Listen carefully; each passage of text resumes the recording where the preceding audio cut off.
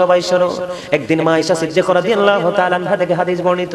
বন্ধুরে আমার, মা আয়েশা একদিন প্রশ্ন করলো তার বাবা আবু বকর সিদ্দিক রাদিয়াল্লাহু তাআলা আনহুকে, বাবা বাবা গো, আমি দেখতে পাই যখন আপনারা একত্রিত হয়ে যান, আমি দেখতে পাই আপনি আলীর চেহারার দিকে তাকিয়ে থাকেন।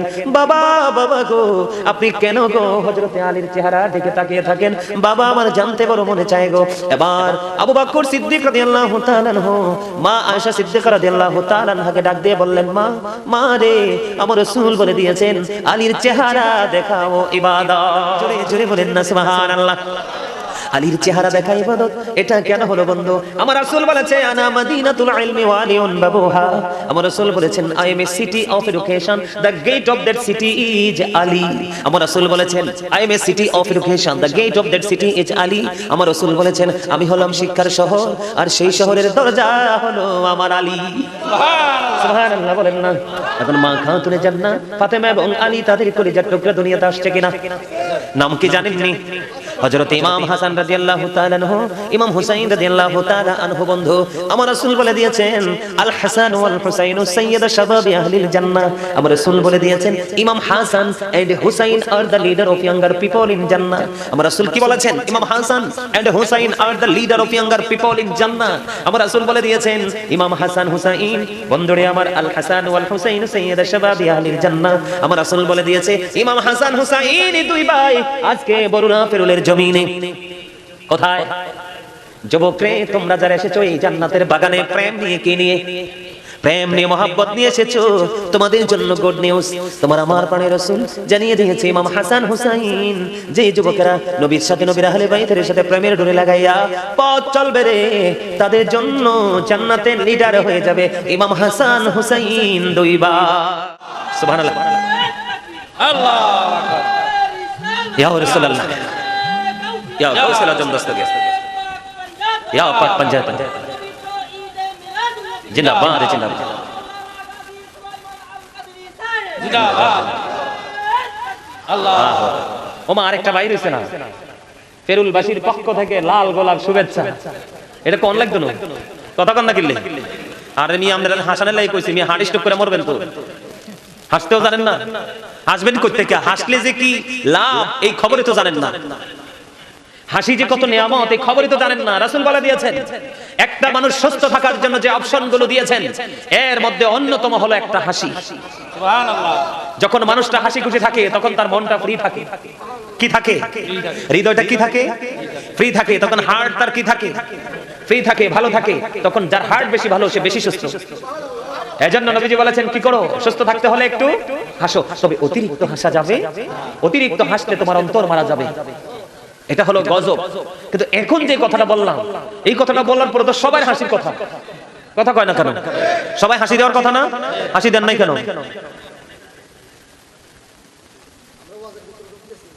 আচ্ছা ঢুকে গেছে, ইয়ান তো আর বাইরে তো চাইতো না। যাক এবার হাসি দিচ্ছে, যাক মাশাআল্লাহ।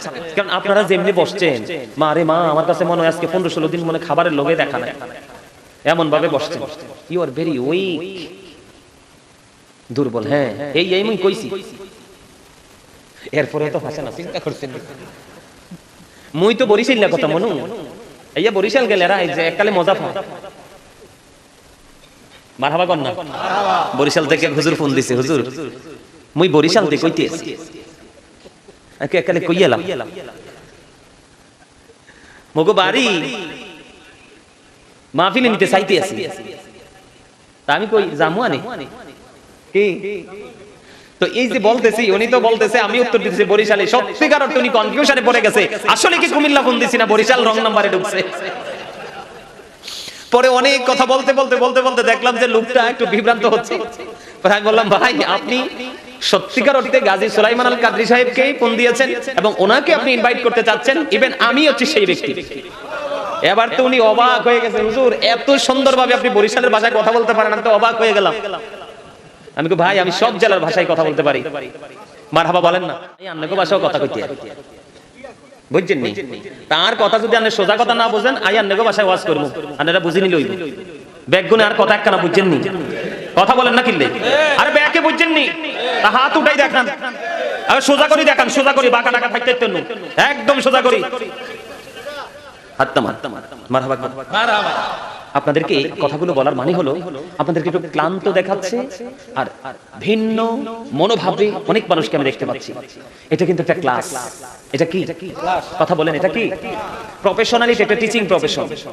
আপনারা এখানে যারা আছেন ম্যাক্সিমামই অনারেবল পারসন, কিন্তু এই মুহূর্তে আপনারা নিজেদেরকে স্টুডেন্ট মনে করতে হবে। কি মনে করতে হবে?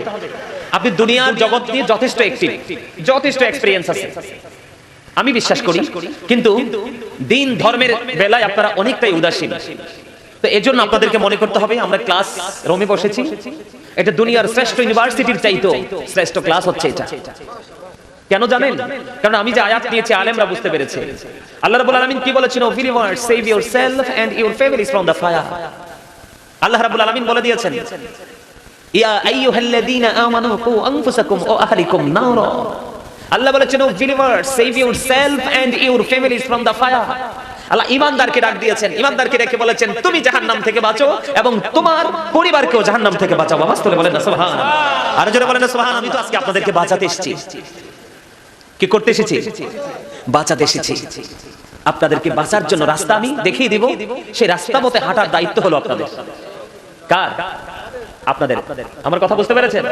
আপনি আমার আলোচনা নেবেন। আপনারা যারা আছেন মাশাআল্লাহ এখন মোটামুটি আপনাদের মনোযোগটা প্রায় 75% এর উপরে চলে আসছে। এতক্ষণ কিন্তু আপনাদেরকে আমি 35% দিতে পারতাম না। এখন কিন্তু আপনাদের দৃষ্টিভঙ্গি, আপনাদের মানসিকতা চেঞ্জ হয়ে গেছে অলমোস্ট। আপনারা আলোচনা শুনবেন। এই আলোচনা শুনতে হলে কিন্তু আপনার এই বাহিরের মানুষটার চাইতে ভিতরের মানুষটাকে বেশি সজাগ রাখতে হবে। কারণ প্রত্যেকটা মানুষ ডবল। এই দেহ হলো একটা, আত্মা হলো আরেকটা। আত্মা হলো মূল। যখন আপনার আমার জন্ম হয়নি তখন আত্মা হয়ে গেছে। যখন আপনার আমার দেহ হয়নি তখন রূহের জগতে আপনার আমার মিটিং হয়ে গেছে আল্লাহর সাথে। আপনারা জানেন কিনা জানি না, আল্লাহ কিন্তু আমাদের সবাইকে নিয়ে মিটিং করেছিলেন রূহের জগতে। আলমে আরোহা আল্লাহ প্রশ্ন করেছিলেন আলাস্তু বিরাব্বিকুম, আমি কি তোমাদের প্রভু নই?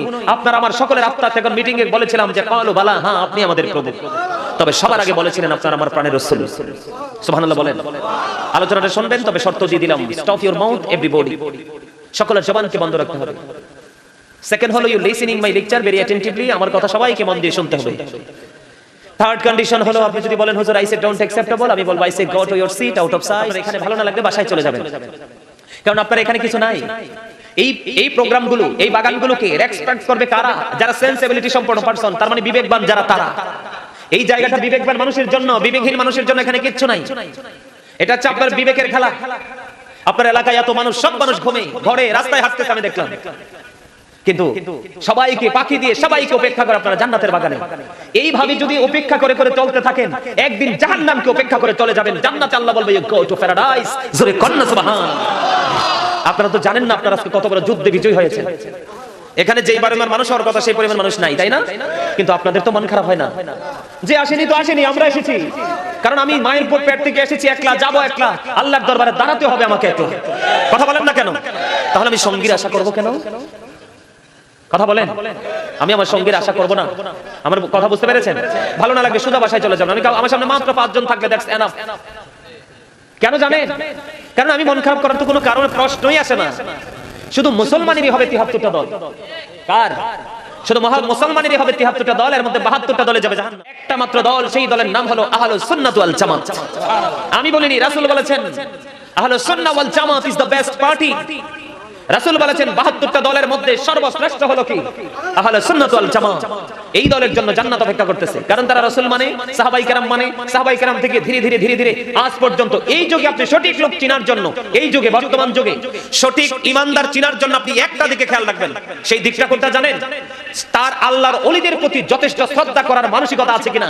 এই যুগে এসে যদি কোনো মানুষকে মনে করেন সব বাদ, যে আল্লাহর ওলিদেরকে সম্মান করে, মর্যাদা দেয়, ভালোবাসে, তাইলে আপনি মনে করবেন তারা ঈমানদার। আর যারা আল্লাহর ওলির মাজার ভাঙতে যায়, আল্লাহর ওলির মাজারকে শিরিক বলে, আল্লাহর ওলির মাজারের দেয়াল ভাঙতে যায়, এরা কখনোই সঠিক হতে পারে।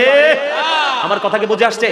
আমার কথা একদম স্ট্রেট ফরওয়ার্ড। কারণ আল্লাহ রাসূল বলেছেন আকুলু, আল্লাহ বলেছেন আকুলু কাউলান সাদিদা। আল্লাহ বলেছেন সে দা রাইট থিং, সত্য কথা বলো, সঠিক কথা বলো। আর রাসূল বলেছেন আল হাক্কু মুররুন, হক কথা একটু তিতা। সত্যটা কি? তিতা। তিতা হলো আপনার কাছে তিতা লাগলে সত্যটা শুনবেন, ইচ্ছে মতো অবজারভেশন করবেন। বুদ্ধিমান মানুষের কাজ কি জানেন? অ্যানালাইসিস করা। বুদ্ধিমান মানুষের কাজ হলো কি? সেন্স এবিলিটি সম্পন্ন পারসনদের কাজ হলো কি? অবজারভেশন করা, অ্যানালাইসিস করা। কথা কি বুঝতে পেরেছেন? এই জায়গাটা হলো জান্নাতি, এই জায়গাটা হলো জান্নাতের মেহমানদের জন্য জায়গা, এটা জান্নাতের বাগান। কি এটা কিসের বাগান?